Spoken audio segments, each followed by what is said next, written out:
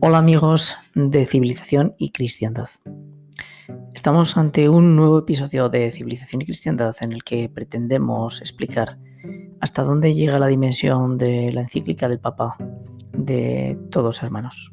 Y no lo vamos a hacer nosotros, sino que lo va a hacer el padre Lofeudo. Y básicamente lo que va a intentar explicar es que si existiera la mínima opción de que por acuerdo común de todos los hombres llegásemos a la fraternidad humana, todo lo que la Iglesia Católica lleva predicando desde hace 2000 años, que comienza desde la muerte y resurrección de nuestro Señor Jesucristo y el planteamiento de que Cristo vino a redimir al hombre del pecado original, no tendría sentido. Sería simple y llanamente pues un punto y final. Y probablemente los católicos no creemos eso. Pero vamos a dejar que el padre Lofeudo nos lo explique con detalle, con mucha precisión y sobre todo con claridad. Les dejamos pues con las palabras del padre Lofeudo sobre Todos Hermanos, encíclica que el Papa Francisco nos ha ofrecido en este mes de octubre del 2020. Le dejamos pues con este comentario que seguro será muy aclarador.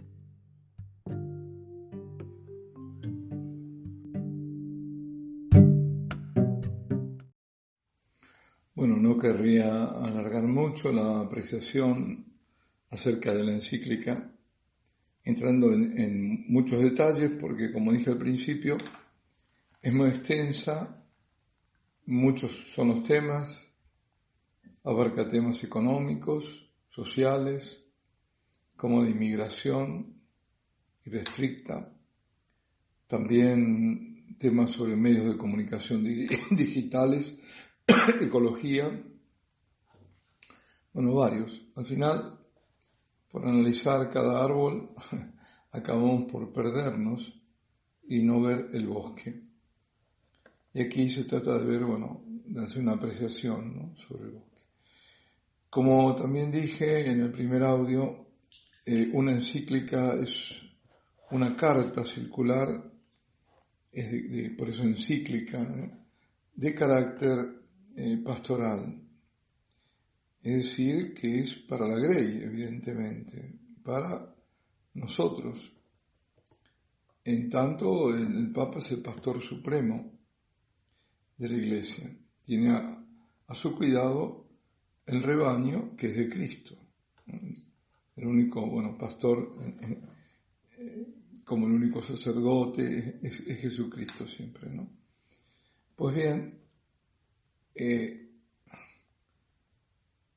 ha sido dirigida, como siempre es dirigida a los obispos del mundo, y siempre son las encíclicas sobre temas doctrinales, morales, sociales, y a través de ellos, como decía todo el pueblo de Dios.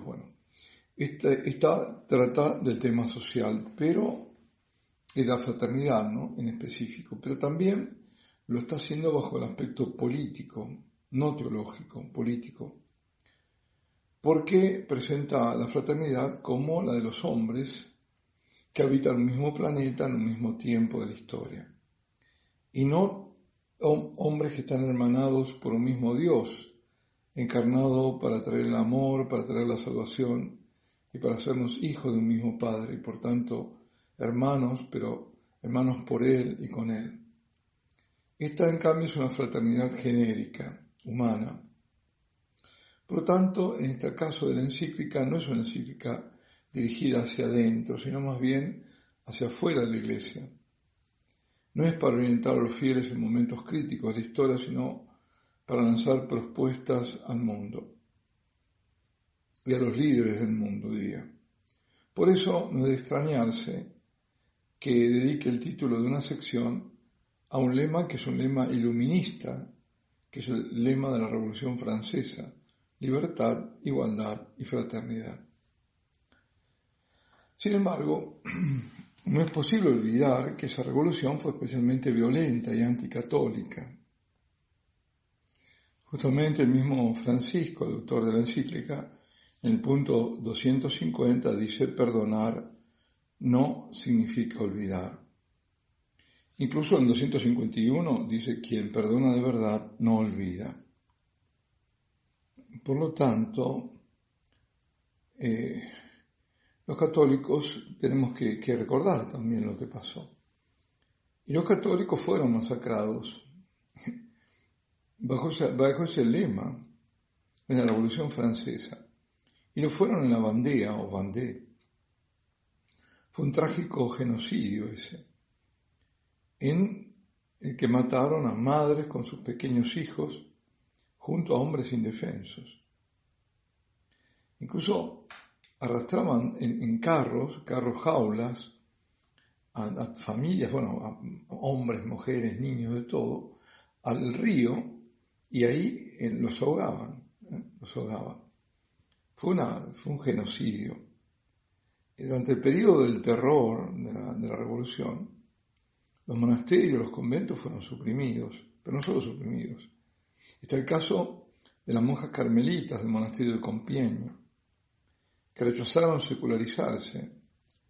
Las arrestaron en junio de 1794, las encarcelaron en Cambrai, junto con otra comunidad de monjas benedictinas inglesas, y finalmente fueron trasladadas a París, donde las juzgaron y las sentenciaron a muerte, y fueron guillotinadas las 16 monjas el 17 de julio de 1794. Por otro lado, por otra parte, en aquella revolución, los sacerdotes que no se plegaban a la revolución, que no firmaban su adhesión, eran condenados, incluso condenados a muerte. Por eso, también poner esto, llama la atención. No omito otro juicio, sino simplemente digo cómo han sido las cosas. Por eso, porque está dirigida al mundo, seguramente que no menciona la salvación de las almas, a la redención obrada por el único Salvador, Jesucristo.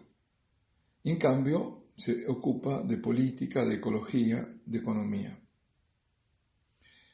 Uno diría, en todo caso, no es tan propiamente una encíclica, ¿no? Pero lleva ese título de encíclica. Es más bien un manifiesto. No se ven ahí, por ejemplo, no hay rastros de trascendencia, que la trascendencia no es solo el ámbito de la fe, sino también de la esperanza cristiana. Tampoco se habla de conversión a Dios como medio para alcanzar la convivencia pacífica. Hay sí un idealismo, un cierto idealismo, cuando afirma que la llegada de personas diversas, que provienen de un contexto vital y cultural diferente, se transforma en un don. Eso es abrir las puertas a todo tipo de inmigración. Pero esto no siempre es así. Es decir, la realidad se pone de otra manera muchas veces. ¿Por qué? Porque está por medio, la complejidad de las situaciones, y de por medio también está siempre el pecado del hombre, ¿no? Por eso, claro, la Iglesia siempre llama primero a la conversión. Porque ¿qué pasa cuando esas inmigraciones no pueden ser absorbidas por la sociedad? Porque no puede absorber las necesidades de los inmigrantes. Porque tampoco pueden con las de los nacionales. Y esto yo lo digo porque lo he visto, lo he vivido en pueblitos, en pueblos de Italia, donde uno veía a la gente, a los inmigrantes que no tenían nada que hacer, eran pagados durante un año y vagaban por ahí, pero no porque quisieran vagar, sino porque no había trabajo para los locales tampoco. Y además se generaban tensiones, porque si le daban a uno de ellos, se lo darían por un valor más bajo, perjudicando al local. Y eso genera también tensiones. Pero no era ese el caso era que no tenía nadie ahí. ¿Y qué pasaba? Que se pasaban todo el día, haciendo nada, o bebiendo, no había, por lo menos no había cosas, no había violencia, pero era una bomba de tiempo, porque cuando al año le quitaron el subsidio, pues no pueden subsidiarlo eternamente, ¿qué pasa entonces? Entonces lo que pasa es que estos problemas pueden llegar a terminar en tragedias, como ha ocurrido. Y estos son los ejemplos que nos da la realidad. Por otro lado, llama la atención la referencia a la necesidad de un orden mundial. Por ejemplo, dice lo siguiente: necesitamos un ordenamiento mundial jurídico, político y económico. Se requiere el desarrollo de instituciones internacionales más fuertes y eficazmente organizadas, con una dirección elegida de modo imparcial mediante acuerdos entre gobiernos nacionales y dotada de competencias sancionadoras. Es decir, está promoviendo supranacionales, entidades organizadas y además dotada de competencias sancionadoras, es decir, es como una Naciones Unidas pero que pueda sancionar. Y dice, es preciso dar vida a las organizaciones mundiales más eficaces, dotadas de autoridad para asegurar el bien común mundial. Esa necesidad de ese ordenamiento mundial, jurídico, político, económico, es decir, de ese nuevo orden mundial, está en el 1938. Y lo otro está en el 172, lo voy a leer todo, ese 172. Dice, el siglo XXI es escenario de un debilitamiento de poder de los estados nacionales, sobre todo porque la dimensión económico-financiera, de características transnacionales, tiende a predominar sobre la política. En este contexto se vuelve indispensable la maduración de instituciones internacionales más fuertes y eficazmente organizadas, con autoridades designadas equitativamente por acuerdo entre los gobiernos nacionales y dotadas de poder para sancionar. Cuando se habla de la posibilidad de alguna forma de autoridad mundial regulada por el derecho, no necesariamente debe pensarse en una autoridad personal. Sin embargo, al menos debería incluir la gestación de organizaciones mundiales más eficaces, dotadas de autoridad para asegurar el bien común mundial, la erradicación del hambre y la miseria y la defensa cierta de los derechos humanos elementales. Bueno, eso está todo el punto 172. Ahora, ¿cómo se hace esto en la práctica? Uno se pregunta, ¿no? Evidentemente con un gobierno mundial. No será personal, pero será un grupo de personas. Es un gobierno, una élite, se quiera o no se quiera, hay algunos que tienen que gobernar esto, ser gobernados, según esto además. Porque no es anárquico lo que está proponiendo, sino algo, justamente, organizaciones mundiales, dice, dotadas de autoridad. Ahora, el fin es maravilloso porque se erradicará el hambre, la miseria, todo eso, ¿no?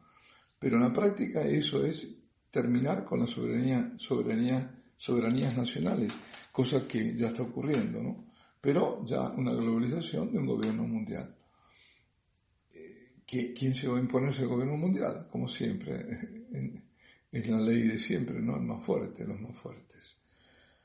Entonces, esto es un programa político, donde se está hablando de un gobierno mundial. Ahora, ¿qué puede salir de esto? No lo sabemos, pero puede ser muy peligroso. Sobre todo cuando pensamos cómo se sostiene todo esto sin Cristo. Es peligroso. Yo lo veo así, es la conclusión de este manifiesto, para decirlo así, o de, si queremos, encíclica, pero totalmente atípica. Y terminaría con lo que escribió Joseph Ratzinger en 1968 en su introducción al cristianismo.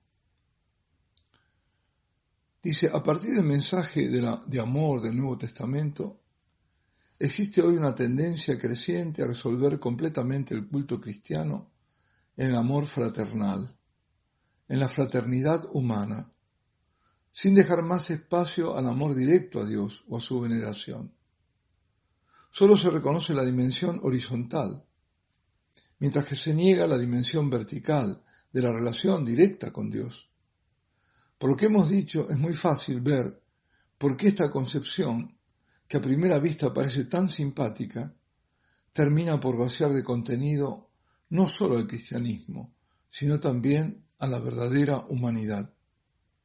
La fraternidad que pretende ser suficiente en sí misma se convertiría en el más evidente egoísmo de la autoafirmación. Renuncia a su apertura definitiva, a su disponibilidad y a su abnegación, si no acepta también que necesita la redención de este amor por parte de aquel que ha sabido realmente amar lo suficiente. Y a pesar de toda la buena voluntad, terminaría haciendo el mal a sí misma y a los demás, porque el hombre no se agota solo en las relaciones de la fraternidad humana, sino que se realiza solo en las relaciones con ese amor desinteresado que glorifica a Dios mismo. El desinterés de la simple adoración es la suprema posibilidad del ser humano y su única liberación verdadera y definitiva. Adorar a Dios. Ahí está la liberación, dice el Papa Benedicto, antes de ser Papa. Es decir, esa simple adoración, ese amor a Dios es el que realiza al hombre. El hombre no se realiza a sí mismo, es imposible. Es imposible. Por eso, insisto, si no está Cristo no se puede sostener. Más no puedo decir.